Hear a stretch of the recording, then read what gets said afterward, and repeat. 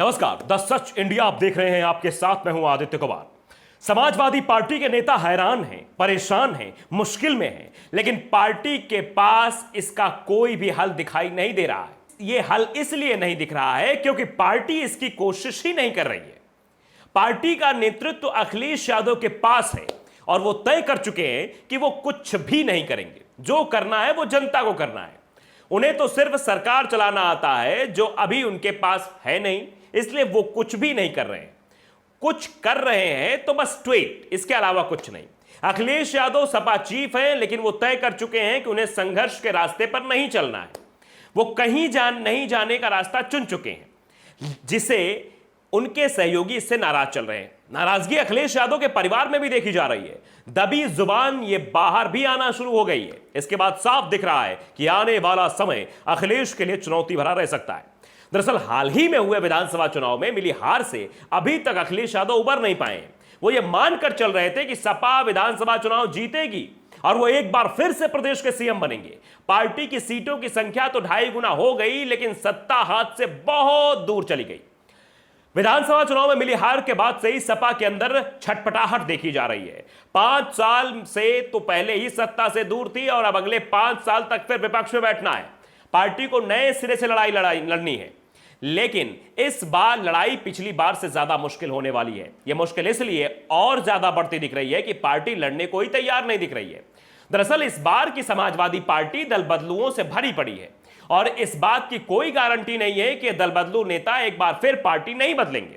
विधानसभा चुनाव से पहले अखिलेश यादव ने पार्टी के दरवाजे सभी के लिए खोल दिए, जिससे दूसरे दलों से सपा में आने वालों की भीड़ लग गई। अखिलेश यादव ने इन दल बदलुओं को जमकर टिकट भी दिए। उम्मीद थी कि इससे पार्टी को फायदा होगा, लेकिन फायदा की जगह नुकसान ही हो गया। स्वामी प्रसाद मौर्य और धर्म सिंह सैनी जैसे नेताओं को अखिलेश यादव ने पार्टी के लिए नगीना बता दिया था, लेकिन ये खुद ही चुनाव हार गए। साथ ही साथ कई और सीटों पर भी पार्टी की हार का कारण बन गए। अब सहयोगी भी सपा से दूरी बनाने लगे हैं। महान दल तो पहले ही सपा गठबंधन से दूर हो चुका है। जनवादी पार्टी भी सपा का साथ छोड़ने का मन बना चुकी है। पार्टी प्रमुख संजय चौहान ने सपा प्रमुख पर संवाद नहीं करने और अहंकार की बात कर रहे हैं। वैसे ये आरोप पहले भी सपा के सहयोगी लगा चुके हैं। कभी अखिलेश के सबसे बड़े समर्थक रहे सुहेल देव भारतीय समाज पार्टी के नेता ओम प्रकाश राजभर अखिलेश पर लगातार तंज कस रहे हैं कि उन्हें एसी कमरे की राजनीति छोड़नी होगी। सहयोगी मौके की तलाश में है। वो सपा से गठबंधन तोड़ने की राह पर है, बस विकल्प मिलने की देर है। अब तक आरएलडी ही सपा का एकमात्र सहयोगी दिख रहा है जो अखिलेश के साथ खड़ा है, लेकिन जयंत चौधरी भी कब तक साथ निभाएंगे, ये सवाल बना हुआ है। जयंत भले ही अखिलेश के साथ हो, लेकिन बीजेपी नेताओं के खिलाफ बोलने से वो भी परहेज कर रहे हैं। जयंत की चिंता यह है कि उनकी पार्टी पश्चिमी उत्तर प्रदेश के करीब 1 दर्जन जिलों में ही प्रभावी है, जहां बीजेपी के खिलाफ अभी भी गुस्सा देखा जा रहा है। किसान अभी भी नाराज हैं, तो अग्निपथ स्कीम के चलते युवाओं में भी काफी नाराजगी देखने को मिल रही है। ऐसे में जब तक ये नाराजगी कम नहीं हो जाती, जयंत बीजेपी के करीब नहीं जाएंगे। लेकिन बीजेपी के साथ वो भविष्य में गठबंधन नहीं करेंगे, ये दावे के साथ नहीं कहा जा सकता। परिवार के अंदर भी अखिलेश को अब फिर से मजबूती चुनौती मिलने लगी है। विधानसभा चुनाव से पहले अपर्णा यादव बीजेपी में शामिल हो गई थी। हालांकि तमाम नाराजगी के बावजूद शिवपाल यादव सपा के टिकट पर ही चुनाव लड़े, लेकिन अखिलेश अब उन्हें सपा का नेता ही नहीं मानते हैं। शिवपाल भी अखिलेश से नाराज हैं, लेकिन उन पर अभी सीधा हमला करने से बच रहे हैं। अखिलेश के दूसरे रिश्तेदार भी खामोशी के साथ उन्हें अहंकारी कहने लगे हैं। धर्मेंद्र यादव आजमगढ़ से लोकसभा का उपचुनाव लड़ने को तैयार नहीं थे। अखिलेश के दबाव में ही वो चुनाव लड़ने को तैयार हो गए, लेकिन उपचुनाव में अखिलेश ने उन्हें अकेला छोड़ दिया। अखिलेश अपने भाई धर्मेंद्र यादव के लिए प्रचार करने भी नहीं गए।